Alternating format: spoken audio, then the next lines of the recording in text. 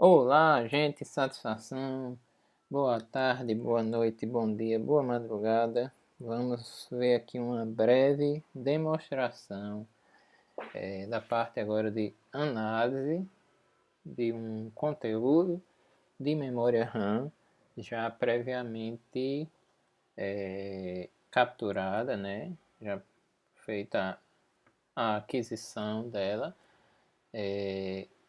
por meio do volatility, reforçando que eu não baixo o volatility diretamente lá do site, mas sim do GitHub, certo? Direto aqui baixando do site, né? Do GitHub, o zip. Não é necessário fazer instalação, por assim dizer, basta descompactar o arquivo zip, né, aqui que vai ser salvo, certo? Então basta descompactá-lo para alguns comandos, mas não é o nosso caso aqui do que eu vou mostrar hoje. Para alguns comandos mais de áreas mais específicas, ele vai solicitar que você instale um ou outro módulo extra do Python que você pode fazer aí da forma corriqueira, com o pip ou enfim, da forma que você desejar.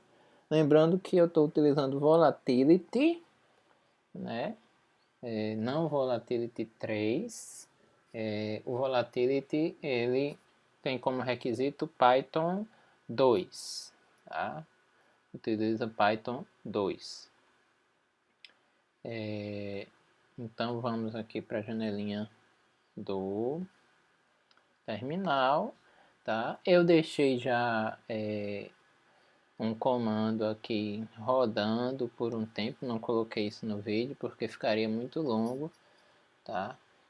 Então a sintaxe básica, né, do Volatility, ele está descompactado aqui na minha máquina nesse diretório, nessa pasta aqui. Então a sintaxe dele básica é vol.py "-f", o arquivo que contém a imagem da memória, né, já capturada, certo? Esse aqui é uma memória RAM de uma máquina no Windows, que foi adquirida naquela opção do VirtualBox, a máquina inicializada com debug, tá? Só para mostrar aqui, ficou meio bagunçada a tela, mas é vídeo meu, então segue o jogo.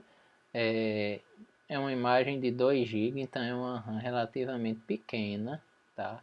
E a gente utiliza esse comando ImageInfo como o primeiro comando quando, aqui na verdade, quando a gente na verdade não tem certeza de qual é a versão do Windows. Esse ImageInfo é específico para o Windows, para memórias RAM de máquinas Windows, e a gente vai utilizar ele para que o Volatility tente determinar qual é a versão específica daquele Windows, tá? Porque existe o conceito de profiler, né?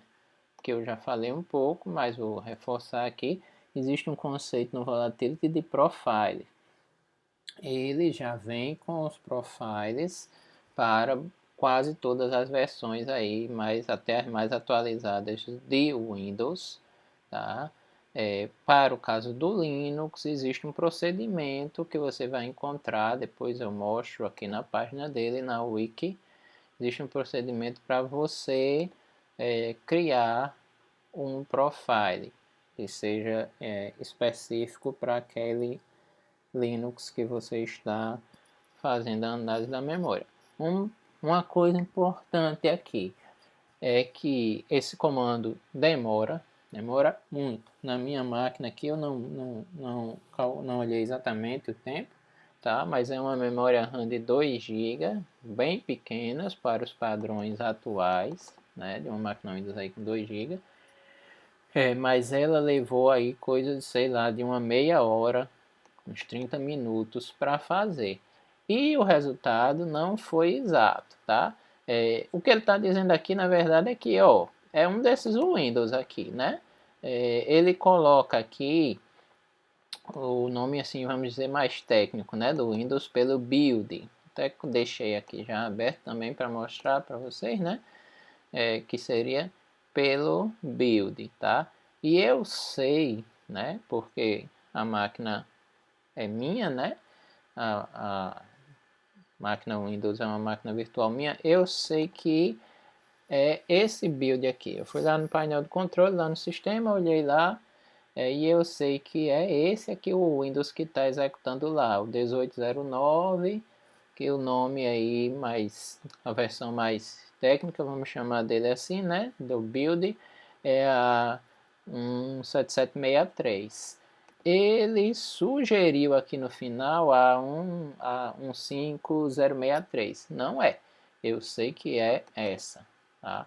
O que é que vai acontecer aqui? Se você utilizar qualquer um desses profiles aqui, boa parte dos comandos básicos irão funcionar. Tá? Os que a gente vai mostrar aqui nessa pequena demonstração, boa parte funcionaria, tá? Mas alguns só irão funcionar se você especificar o profile correto, tá? Que no caso aqui é um Windows 10 x64 build 17763. Também só por curiosidade eu tirei um print, né, da tela da máquina de como ela estava quando eu fiz a captura da memória, certo? Só para fim de demonstração mesmo. Então, além do todo o conjunto de coisas aí do próprio Windows, né? Tinha um Google Chrome, um Notepad e dois shells aqui em modo texto executando, que eu nem vou chegar neles nessa demonstração de hoje. A gente vai focar 90% aí no básico de visualização de processos, de coisas que estão executando na máquina. Então, vamos então aqui para o nosso primeiro comando, tá? A primeira coisa, acho que todo mundo tem curiosidade de saber eu teria como saber o que está executando nessa máquina no momento que a memória foi capturada? Sim, claro que tem. É o mais básico aí de tudo, né? Os comandos disponíveis, né? Estão todos bem documentadinhos aqui na Wiki. Dá uma aumentada. Aqui na Wiki é onde você tem, vamos dizer assim, a referência aí oficial dos comandos, tá? Que ele vai dividir em identificação de imagem, sim, aqui é o Windows Core, né? Então, identificação da imagem, processos e DLLs, memória dos processos, kernel, memória do kernel e objetos, rede, registro, crash dump, hibernation, certo? File system e extras. Tá?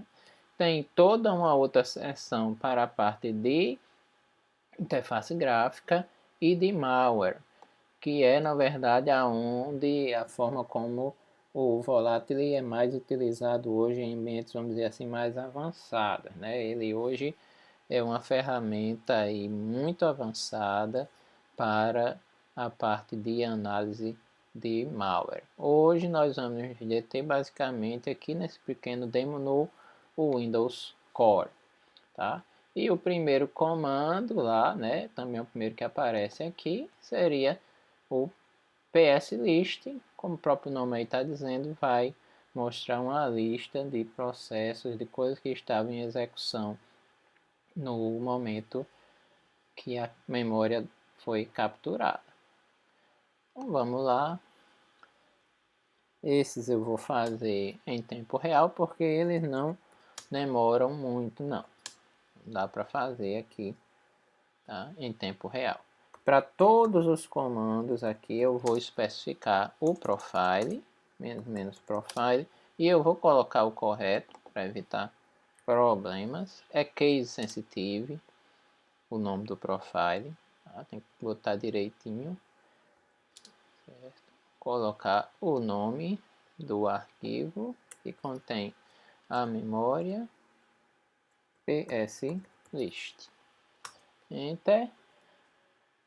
E ele vai, daqui a alguns segundinhos aí, mostrar a listagem de processos, tá, que estavam executando nessa máquina aí no momento que a memória RAM foi capturada. Tem alguns processos aí com nomes estranhos, tinha um Windows Update aí rodando em background, certo? Mas está aí a listagem de processos do que estava executando, principalmente aqui para a parte mais básica, né? O nome do executável, o PID e o PID do processo pai, né? Apesar de que essa relação aí entre os processos não precisa obrigatoriamente ser mantida no Windows, tá? Ele mostra o PID do processo pai de cada outro processo. Notadamente aqui a gente vê o Chrome que estava lá rodando, né? O PowerShell também estava no desktop, o CMD também estava lá no desktop aparecendo, e o Notepad que eu vou me utilizar aqui do grep porque eu não estou achando. Tá aqui no finalzinho, na verdade já achei, tá? Notepad 3644, o PID dele aqui no finalzinho. Vamos esperar esse aí terminar, tá aí. Além do PSList, existem outras opções para listar processos, aí é só mais uma questão de visualização, ou tem alguma informação que aparece em um, não aparece no outro, mas a grosso modo a gente tem PSList, PS3, PSScan, que pode mostrar algumas coisas que não aparecem nos outros, tá? Por exemplo, processos inativos, processos que se utilizaram de alguma estratégia para ficarem escondidos. A gente pode utilizar também esse PSScan. PS3 já está rodando aqui, ó, já rodou, tá? Mostrando aí a interface não é dessas coisas, né? Mas mostrando aqui algum estilo aí de os que estão mais recuados seriam criados depois, né? Filhos do que está no nível mais acima. Então, é interessante, né? Você, por exemplo, comparar a quantidade de processos que aparece, né? Com o PS List, que é o mais simples de todos, né? E o PS Scan, que vai se utilizar de algumas técnicas aí mais avançadas para, como está dizendo lá na documentação, né? Tentar mostrar, por exemplo, processos que estariam escondidos. E esperar só uns segundinhos aqui para o PSCAN concluir. Como ele tem essas características de procurar em outros locais, ele demora um pouquinho mais para executar. Dei um pause aqui no vídeo porque ele demorou um pouquinho, tá? Mas tá aqui o resultado do PS Scan. Cada um deles tem particularidades, né? Então aqui o objetivo é ser noções, um tempo bem rápido. Recorra aqui à documentação se você quer ter mais detalhes. Uma coisa que é bem importante, né? também ligado a essa parte de processo é a questão das DLL, né? As bibliotecas compartilhadas do Windows, né? Que são compartilhadas aí entre os processos. Posso escolher um processo qualquer aqui, vou pegar esse Google Update aqui, só copiar aqui o número do PID dele. Então, eu faço dll list e eu digo, se eu der Enter aqui, ele vai mostrar todas as DLLs utilizadas por cada um dos processos. Como essa saída aí vai demorar um pouco, eu vou pedir de um processo específico, qualquer um aqui, vou pegar esse do Google Update, né? A atualização aí do Google Chrome que executa em segundo plano. Como sempre, aguardando uns segundinhos aí, até que ele exiba a saída.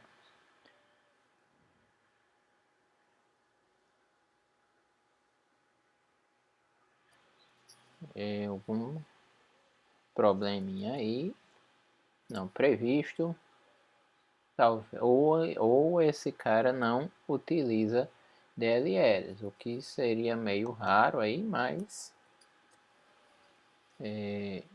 vamos confirmar aqui, como por exemplo o Notepad.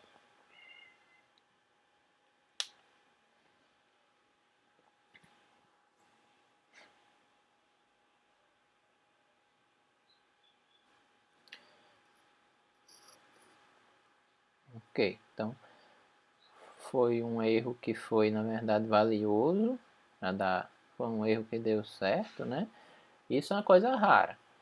Não sei se é algum bug, porque é muito raro um executável, né, de, vamos dizer assim, normal, entre aspas, não utilizar nenhuma DLL do Windows, tá? Mostra inclusive a linha de comando, né, aqui, a forma como ele foi inicializado, tá? E não listou nenhuma DLL. Para o Notepad, né, que é um programinha simplesinho e pequenininho, mas a gente vê que ele utiliza-se de um monte de DLLs, de bibliotecas compartilhadas aí do Windows para fazer o seu funcionamento.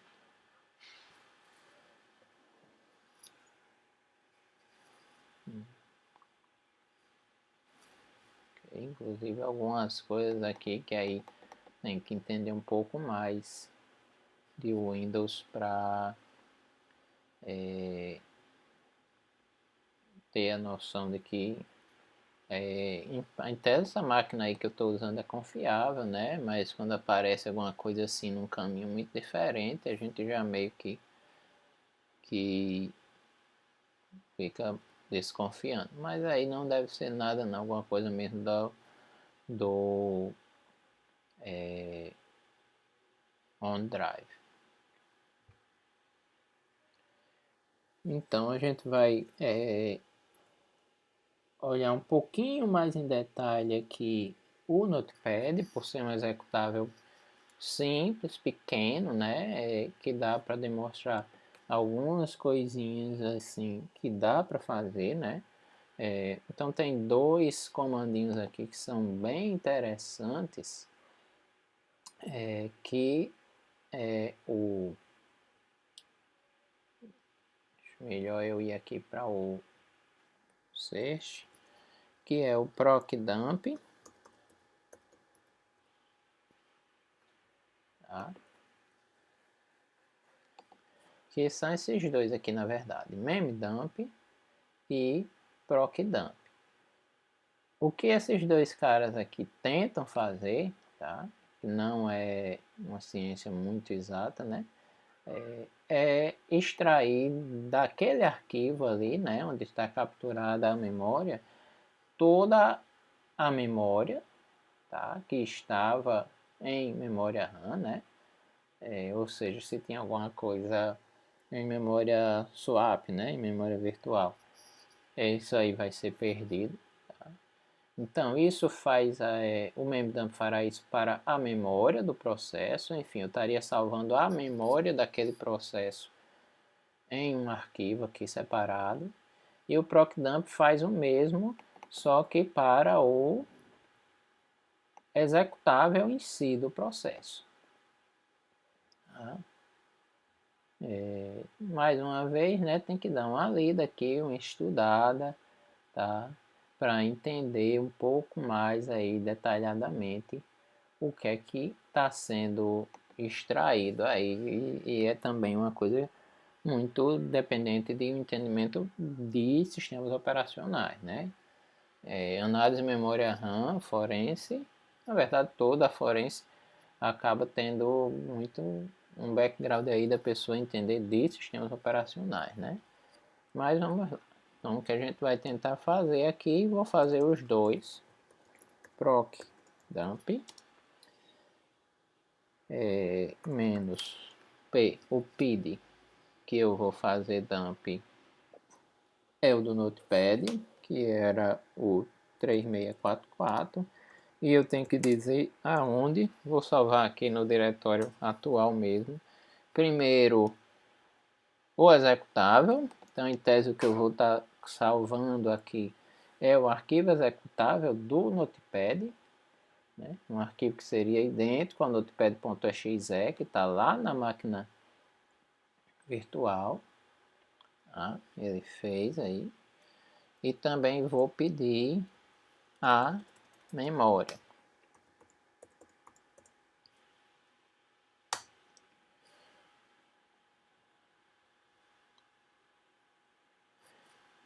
Com o memdump agora. Como o Notepad é um executável pequeno, né? Em comparação, por exemplo, com o Google Chrome aí, que é um monstro, né? E como a memória RAM, de novo, né, da máquina é pequena, está ocorrendo aí de forma relativamente rápida, né? Só esperar ele aqui salvar. Então eu vou ter aqui, ó, dois arquivos, né? Agora um que se chama executável.3644.exe, é o arquivo executável, né? Seria equivalente ao notepad.exe, que está lá na mídia, no disco, né, da máquina virtual. E tem o 3644.dump, né, .dmp, que é a memória, né? O que estava em memória do Notepad, não o executável em si, mas a memória utilizada pelo Notepad, né, no momento da captura, tá? Então, ls aqui só para mostrar que realmente os dois arquivos estão aqui, tá? Como tem bastante memória aí compartilhada, né, entre os processos das bibliotecas e tudo mais, o dump de memória fica grande, né? Na prática, né, no real mesmo, é claro que o Notepad não estaria utilizando 368 MB de RAM, mas a ideia é capturar toda a memória que estava visível, né, acessível, utilizada de alguma forma pelo processo do Notepad. Aí vai ser incluído memória compartilhada dos DLLs, memória compartilhada de algumas regiões aí extras ao processo, ok? E o executável está menorzinho aqui, né, com alguns poucos Ks. Isso aqui é um ponto de partida, na verdade, para uma análise bem detalhada, né, de quando você suspeita de um executável, né? Tá? Então, quando você suspeita de alguma coisa aí que está executando, tá? uma das primeiras coisas que você poderia fazer seria submeter esse executável a um serviço aqui que eu vou mostrar, que eu ainda não tinha mostrado na disciplina, né? Que é o vírus total. No caso aqui eu sei, né? Ou não, vamos ver, mas que o resultado vai ser negativo, mas para quem não conhece o vírus total, a grosso modo, né, da forma mais simples possível, o vírus total é um serviço aí publicamente disponível, ele é gratuito dentro de um limite de uso aí, que você pode submeter arquivos, né, e ele vai analisar esse arquivo com uns 70 antivírus aí, mais ou menos. Tá? Para demonstrar se esse arquivo tem ou não malware, tá? Então isso aqui seria um ponto de partida bem interessante, né, para um arquivo, um executável aí suspeito que você encontrou na máquina, faz o dump dele e submete aqui ao vírus total. Tá? Depois a gente vai voltar a falar dentro da disciplina um pouquinho mais do vírus total. Isso é um projeto muito interessante. Tá? A gente vai ver que para arquivos que tem malware, né, ele vai ter todo um histórico aqui da primeira vez que ele viu esse malware, de comentários da comunidade. Isso aqui é uma coisa que aí você já tem que ter uma assinatura do serviço que é paga para postar informações do comportamento daquele malware, enfim. Depois a gente vai falar mais para frente um pouquinho no vírus total. Okay. Uma forma mais na unha, né? Podemos chamar assim, seria, mas que é muito utilizado na prática, seria você tentar ver as strings mesmo desse cara, desse executável. Tá? Rolou muito aqui a tela, né? Mas eu peguei aqui só os strings, né? Só o que é texto legível que está dentro desse executável. Isso é uma técnica bem básica, mas que é bem utilizada em análise de coisas suspeitas. Ok, então não vou ficar mostrando isso aqui todo, né? Seria muito aí demorado. Mas a gente tem um outro arquivo aqui que é interessante, que é o dump da memória, tá? Do Notepad, que a gente pode também, eu não abriria direto assim, porque vai ter muita coisa não legível, tá? Na memória. Eu recorreria novamente ao strings, que aqui a gente pode ver coisas bem interessantes, né? Na memória desse cara. A gente tem aqui uma dica, né? Um spoiler que está aqui na tela, né? Eu deixei propositalmente, quando capturei a tela, um texto aqui digitado nesse documento aí do Notepad, né? Tá? Para que a gente pudesse procurar por isso. Então, tem ferramentas aí, né? Que vão procurar por um monte de assinaturas aí de conteúdo, né? Nesses dumps de memória para caracterizar esse cara como um malware, enfim, como um arquivo aí que tem uma característica qualquer aí que seja interessante para quem está fazendo a análise dele. No caso aqui, eu estou só demonstrando, eu sei, né, em tese que vai ter essa string, achei ela, né? Eu sei que tem essa string em algum lugar da memória e achei, ó. Tá? O texto que está lá no o arquivo txt está visível aqui dentro da memória do processo, tá? E na verdade parece mais de uma vez, né?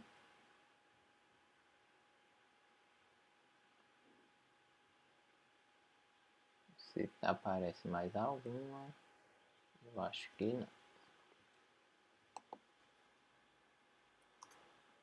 Vou procurar de novo aqui porque ele deu uma travadinha. Uma vez, duas, três.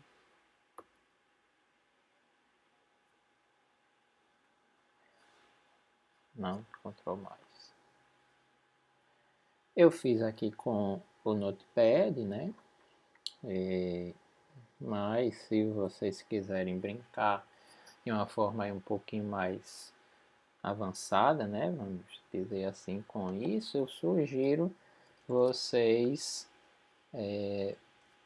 fazerem. Vou subir aqui a tela para ser mais rápido. Não vai dar certo. Mas eu sugiro vocês fazerem isso, por exemplo, com, por exemplo, a memória do Google Chrome. E aí vocês entram em páginas aí, preenchem um formulário, digitem senhas nessas páginas e depois façam alguma brincadeira nesse sentido de capturar a memória do Google Chrome, por exemplo, né? Só uma sugestão aí, tá? Ver o que você consegue encontrar lá na memória dele. O Chrome vai dar bem mais trabalho para fazer isso, porque na verdade ele tem aquela filosofia de que ele dispara um monte de processos, né? Tá? Eu sugeriria ir pelo que esteja mais para fora, iniciar por ele, pelo que esteja aqui mais para fora da árvorezinha de processos. Então aqui foi uma visão bem geral, bem por cima da parte de processos, tá? Para não dizer que eu não mostrei nada que não fosse de processos, para não ficar muito longo também. Vou mostrar só, por exemplo, um comandinho de rede, que é o netscan. Eu acho que é o único que funciona direitinho para Windows 10. Que vai mostrar aí as conexões de rede ativas na máquina no momento da captura de memória. Tinha pouquinha coisa no caso dessa máquina. A priori apenas o Google Chrome, né? Ele estava ali sem uso, na verdade, sem ninguém estar utilizando ele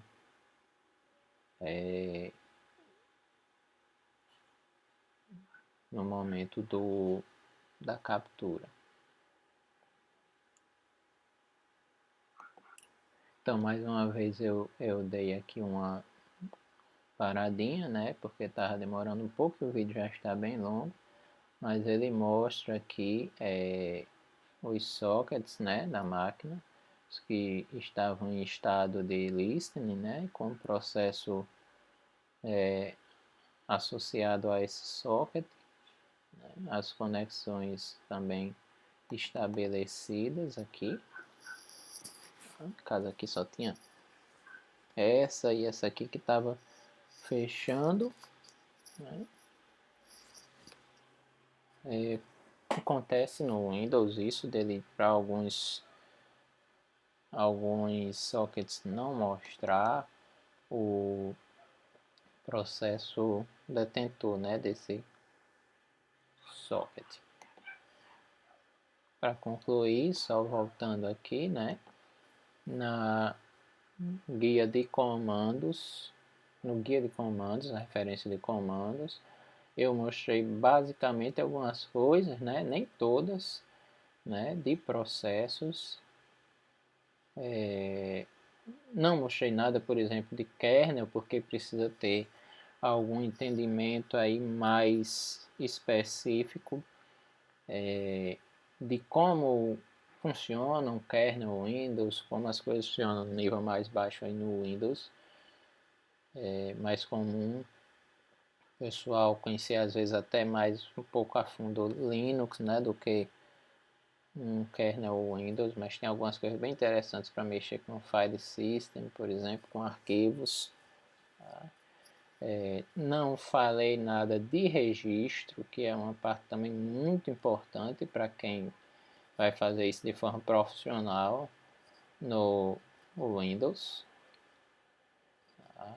Então, a parte de registro é uma categoria à parte aí, né, de comandos. E não entrei também na parte de a seguir aqui, né, de crash, hibernação e por aí vai, sistemas de arquivos, extras mais avançados aqui. Strings eu fiz alguma coisinha aí só para mostrar, né? Mas ele permite, inclusive, que você faça uma saída aí para o shell, né, do Python, ele chama assim, né, para um prompt aqui do Python, né, certo? Ele abre tipo um shellzinho, aonde você pode fazer uma série de coisas aí mais avançadas, né,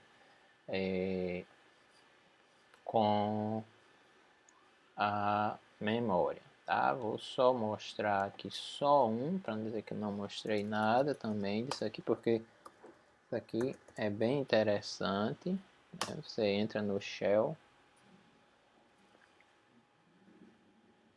vamos lá meu filho, porque o vídeo já está grande.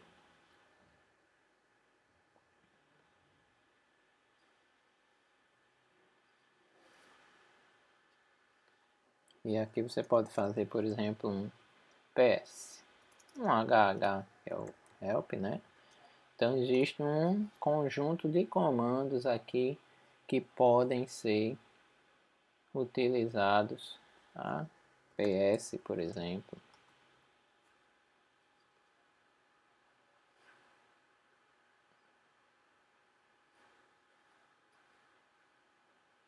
Mostrando aí a lista de processos. Mais uma forma disso. De mostrar isso, tá? E aí não vou ainda entrar em detalhes, né? Mas tem como você ver byte a byte a memória, como se tivesse um editor hexadecimal, desassemblar a memória de conteúdos que sejam código executável, aonde a gente vai ver aqui as instruções em assembler, né, da arquitetura x86 e x64 que eu ralo, certo? Enfim, é um uso já mais avançado, já bem mais avançado. E não nem toquei, né, propositalmente, porque é um mundo, o volatility, na verdade, a verdade é essa. Nem toquei aqui na parte, por exemplo, de interface gráfica, de malware, tá? Tem algumas coisas bem interessantes que dá para fazer também. Então, eu acho que é isso. O vídeo já ficou bem maior do que eu previa, mas